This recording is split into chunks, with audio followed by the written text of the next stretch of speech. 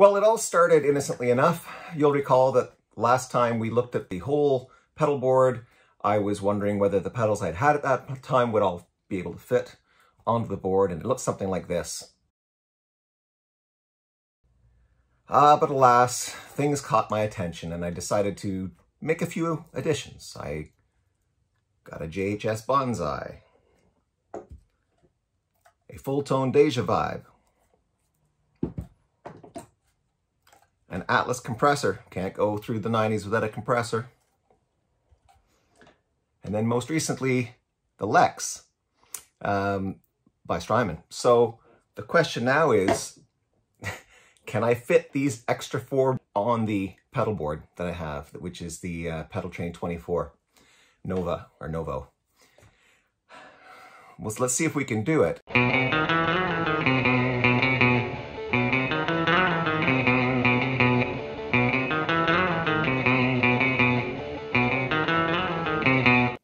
The main problem today is going to be seeing if we can get 4 more pedals on this already fairly tightly, I won't say it's cramped, but it's a fairly tight board.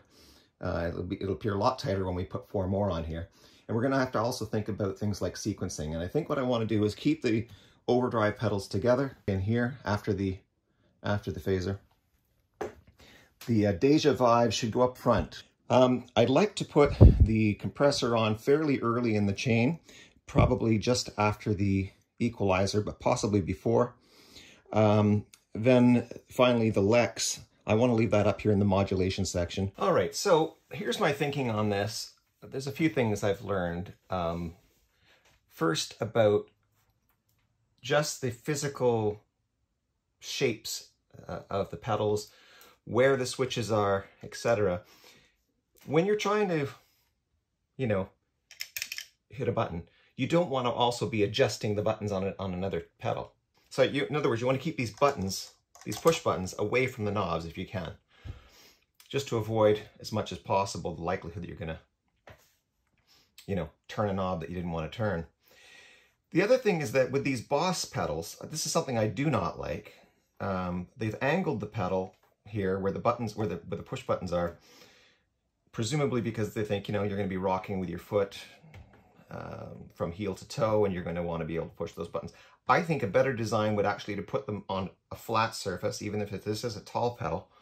I mean, I wish it were shorter, but it is what it is. If it were a flat pedal here, then you wouldn't run into the following problem. If this pedal is positioned, let's say,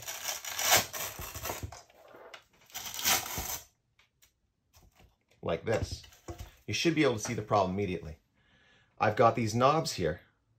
How the heck am I going to hit those buttons? There's just no way I'm going to be able to do so, even with the longest and most careful of toes.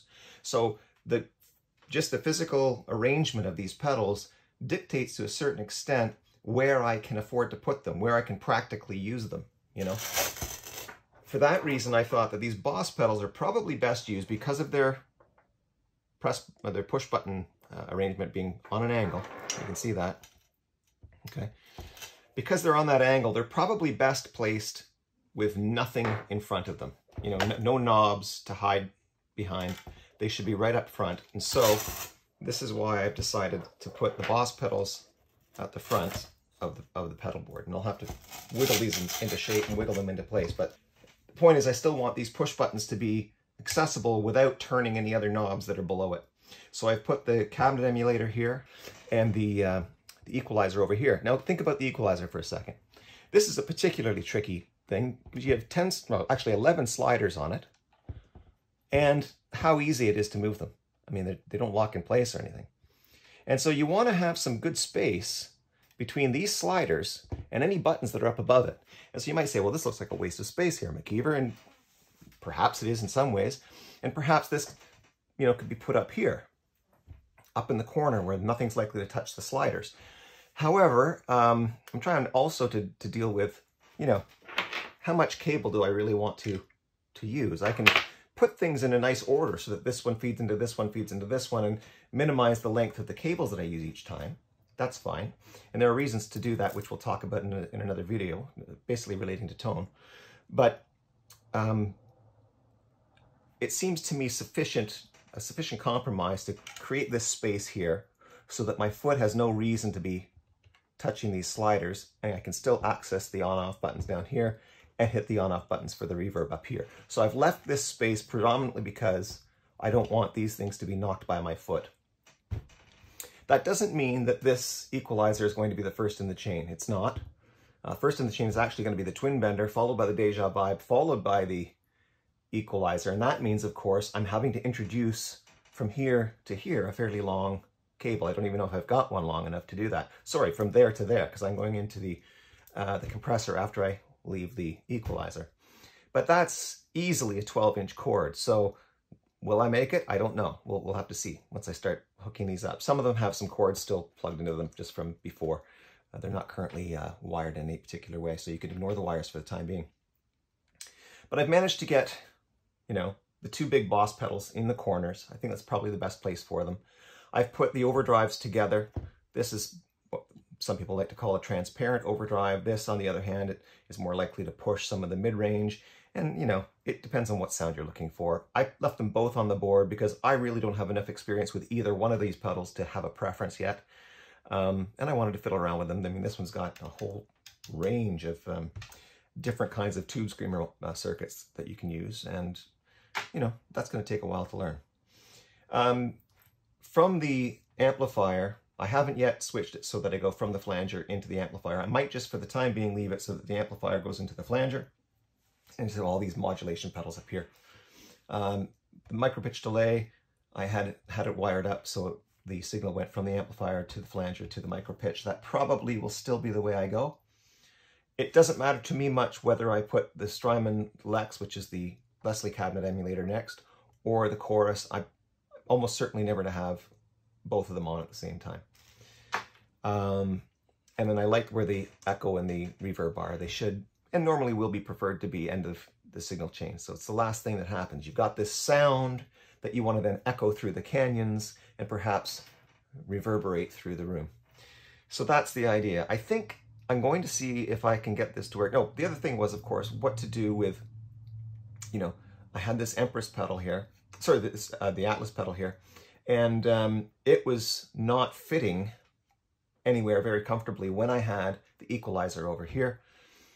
By moving the equalizer over there, I created some space with these shorter pedals. That gave me a big cavern in here to fill. How often am I really going to be fiddling around with a Phase 90? Not too often. It's either going to be used or not used, but it's not the case that, in all likelihood, I'll need to be turning it on and off many times throughout a song. Not for the intended use that I'm going to have for it. In fact, it probably won't be used too often at all, except if I'm playing some old Van Halen songs.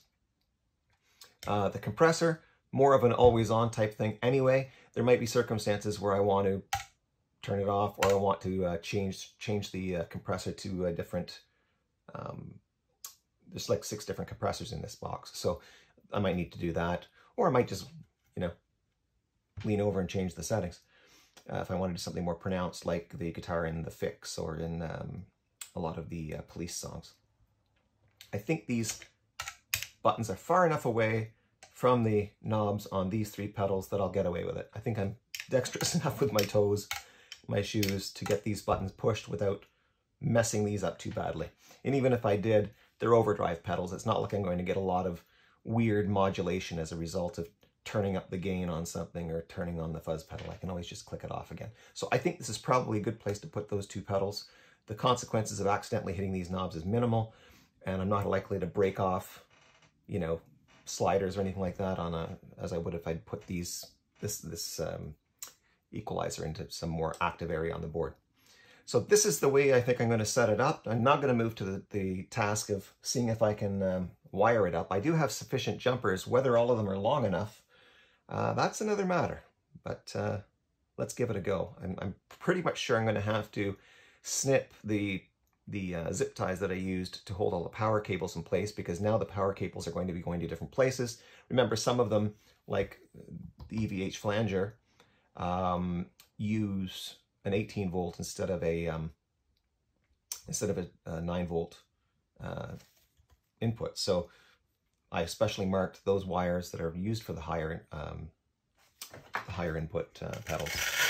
with some orange tape. Okay, so I've taken the pedals off of the board. You can see this, there's the Strymon Zuma power supply there and the Ojai. I took a photograph of the way the board was, and using that photograph, I'm going to remind myself of, you know, what cords I need to go where. Now, one thing you want to notice, by the way, when you're using the Strymon or just about any other power supply, they typically come with L joints and straight ins, okay? So like that, like that. Now, at first you might say, well, what does it matter?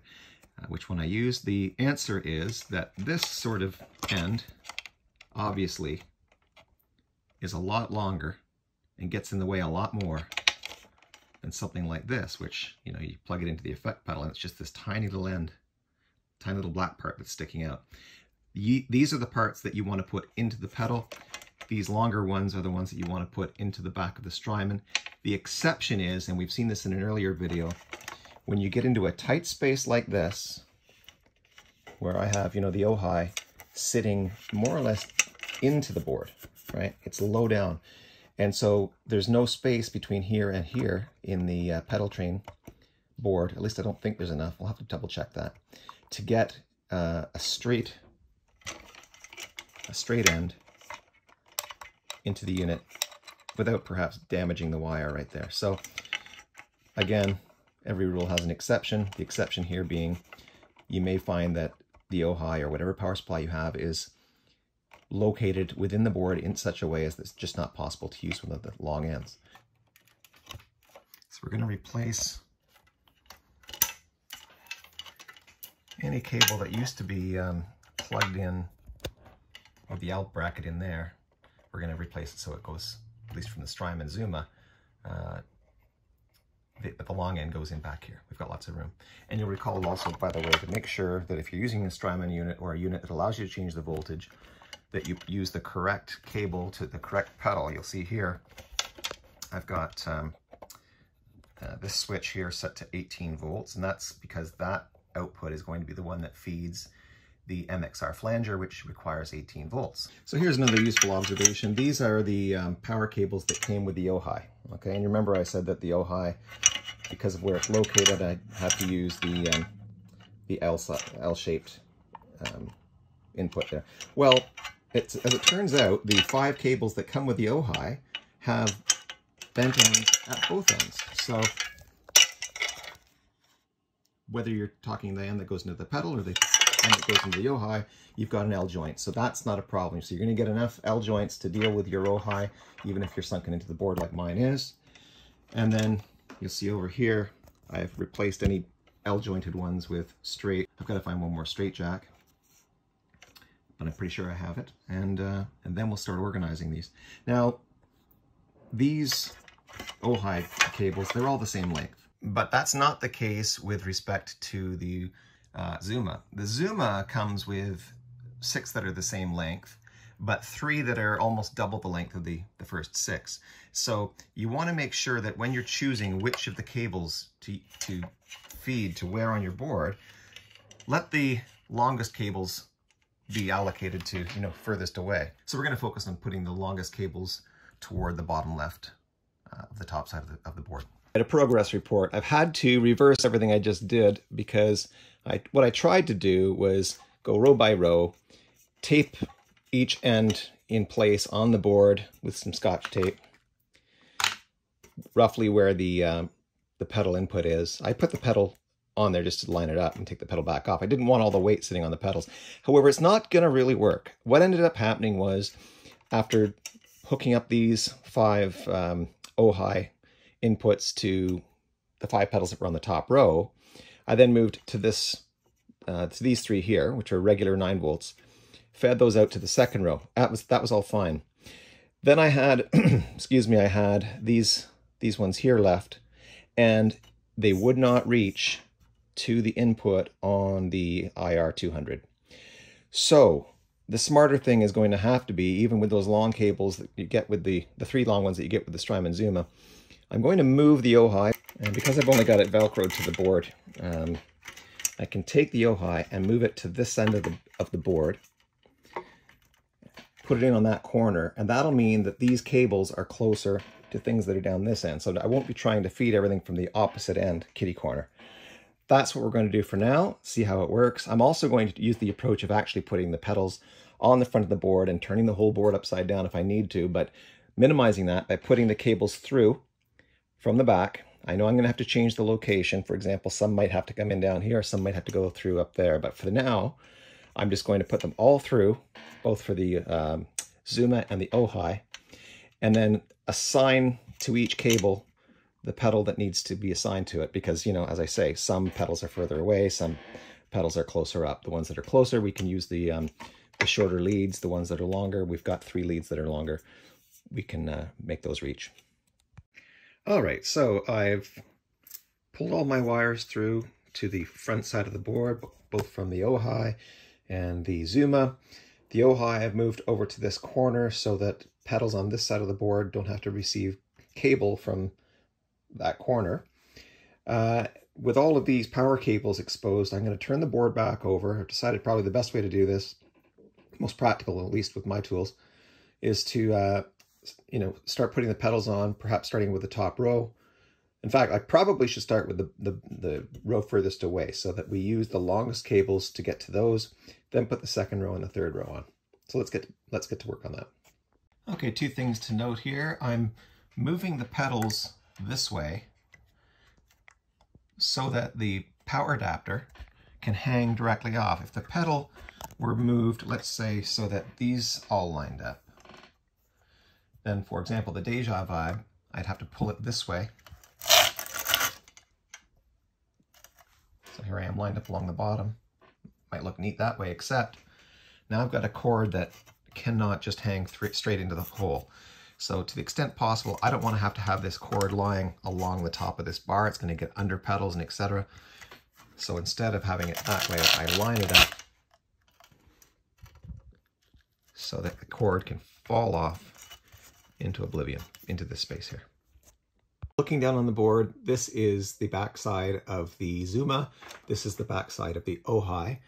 I've fed wires from the Zuma to the EQ200, to the Twin Bender, and then to the Deja Vibe. Of course, the Deja Vibe gets the orange tagged one, which back here, right there, has the switch turned to 18 volts.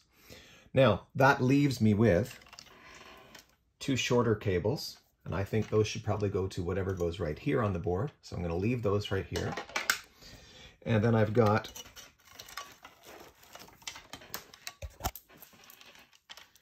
3 longer cables. And so those I'm going to use to feed from the Zuma to the pedals that are most far from it. Just to make sure that when I'm, you know, feeding these wires, I use the shortest wires to go the shortest distances, the longest wires to go the longest distances. All right, so I've got power going to each of the pedals. I mean, it's not plugged in, but the cables are all in. And you'll notice in some cases I had to be a little bit artful here. I had to put the pedal here and here to either side of the input jack for the bonsai because, well, that's just the way the wires and the space permitted. There wasn't a lot of space up here either. I had to leave space right there. So be prepared when you're putting together your pedal board to do a bit of wiggling around. It's nice to think that you could just line things up like, I don't know, line all the bottoms up or line all the tops up. And it looks like some adjustments are needing to be made. So I can't imagine it'll be any different with any other similarly cramped board. If you want to see what it looks like underneath the board, which at this point is getting kind of heavy. Right now it's just a snake's nest of wires. I'm going to tidy these all up later, but I don't want to put any zip ties on these wires just yet because it may be the case that I have to, you know, reposition them or what have you. Maybe I have to reposition the Ojai. Don't know. Don't think so, but you never know. And so until I get the audio cables in, the ones that connect, you know, here to here to here to here, until I get those in, and those are these things here, I don't want to go fiddling with fastening down the power cable. So I'm going to start now by taking, I've got a number of different lengths of these patch cords. And so I'm going to group them according to length. You see this is a shorter one here. And knowing, you know, what my pedal order is going to be, it's not necessarily as it appears here on the board. For example, I'm not starting at the EQ. I'm going to actually be starting at the twin bender. So, and then from the twin bender to the Deja Vibe, to the Deja Vibe into the EQ, and from the EQ into the compressor. So you can see there's a bit of back and forth that's going to need to go on, and there may be some distance issues where I'm going to have to make sure I have a longer jack or longer cable. And so I'll try to use the short cables on the pedals that are positioned contiguously. So like from here to here, I don't need a very long cable. But then where I'm doing something kind of strange, perhaps like up in here, where actually this phase 90 is going to be in the chain, it's going to be before the overdrives. It's going to be after the Deja Vibe. Whereas the micro pitch is actually going to be after the flanger. And then back up to the Lex, the Ola, and so on. So we'll see how this all works out. We've got 3 lengths of cable. These are the shortest of all. This company is EBS. PCF Deluxe, I guess, is the model. Then we get in, all the rest are, oh, sorry, 2 more of the same company. And then the rest are all Ernie Ball, I believe. These ones, I think, are the 6-inchers. Then we've got some longer ones of the EBS. And then I've got a number of Ernie Ball 12-inch long ones. So I should have more than enough cable. In fact, I probably want to buy some shorter cables. But I'll start with the shorter cables, do the shortest connections first, and then see what we need to do with the longer ones. Okay, so I've managed to put all the audio cables in. Just so you understand the route, we start with the fuzz, we go to the Deja Vibe, from the Deja Vibe we go into the EQ, from the EQ we go into the Atlas compressor, from the Atlas compressor we're going into the MXR phase 90, from the phase 90 we're going into the conspiracy theory, from the conspiracy theory into the Bonsai, from the Bonsai into the IR200, which is the amplifier and cabinet emulator. From there, we're going up to the flanger. So from the output of the amplifier, we're going to apply the modulation of the flange, into the micro pitch, into the Lex, into the Ola, into the Starlight Echo Station, and finally into the Golden Reverberator. Out then to the amp or to, you know, the interface for the computer. All right, so that leaves me with one task to go, and that is cleaning up this rat's nest. Okay. For the most part, I was able to use shorter cables for audio, so I didn't have too much in the way of extra cable hanging all over the place. But as you can obviously see, you couldn't pack something away that looks like this. This is just unmanageable. You're waiting for wires to get cut, snagged, yanked out. So we're going to tidy this all up now. I've put this spongy material down. I'm going to gently place the pedals, or the pedal board upside down on that, so it's spongy material so that I don't break any buttons. And then we're going to work on straightening out the wiring. All right, so here's the mess again from another view. Now that we've got the board turned upside down, I can clearly gather some of these wires that are coming out of the Zuma, straighten them out, and then use our zip ties to, what brand am I using here? Certified cable ties. I got the longest ones I could find, 14-inch. You don't need them that long, of course, but I wasn't quite sure what uses I'd be using, putting them to. So I might, for example, still be writing or putting a tie around the Ojai, because at this point it's still just sitting in there with Velcro. I'd like to tighten that up by wrapping a tie around it and around the bar here, just to keep it in place. So let's see what we can do to tidy this up. First thing I've done is to take all 9 of the leads coming out of the Zuma. This isn't a lead, this is the extender power to the Ojai. So I've taken these 9, and just so that I can get a fairly good idea of where everything is, I've put a single loosely tied twist tie around there. I say loosely because I may want to fasten this tie to the frame and hold everything right down. So I've got them all tied right there, and then I've got 4 leads here that aren't necessarily long, but they're just the ones I've had. So I'm going to take that group of 4, twist them, I think, and put a tie on those. So I've taken the 4, laid them flat across this way, put the zip tie around there. I haven't tightened it yet because I might want to, again, put a loop through there and tie it to the bar, but we'll see about that in a second. And that leaves this loop here to deal with. So that's where I'm going to do the twist, I believe, and get that tucked away. All right, so one tie there, one tie there, and one tie right there. This is an audio cable, so I'm not including that in the ties for the power. But the overall upshot, we got one there, one there, one there, all of which can be tucked, I think, within the frame here. And you know, the frame's about that deep. It's got, that's about the mid height. It's the pedal still has all of this height, mind you. Okay, so even if it doesn't get fully out of this or fully into this groove, there's still space between the floor and the wires. And I've followed the same pattern here. I've taken the 5 leads here and put a single tie on them, around them right there. That can sit in there, and if I want, I can use this tie to be the loop that I connect to this bar, so that the wires are, even the collection of wires is not able to do that, but is, you know, kept in the space. All right, so I've wrapped one zip tie around the bar. I'm going to use that to attach this loop down, then fix it close to the bar so that this group of wires can't float like that. All right, so there we go. This tie goes around the metal. There's no wires being pinched by it on the other side or the face of the board. And I've just held this clump of wires down into the groove of the board by using this one wraparound twist tie. I don't think I'll need one here because the pressure here holds down the whole bunch of wires and those aren't going anywhere. But I am going to do it on this side as well. I've got this bundle here I don't want moving around, and I've got this bundle here I don't want moving around. All right, so taking care of the wires over here. They've been wrapped in a coil here. The power cable that leads from here to there has been given one wind and added to that loop there.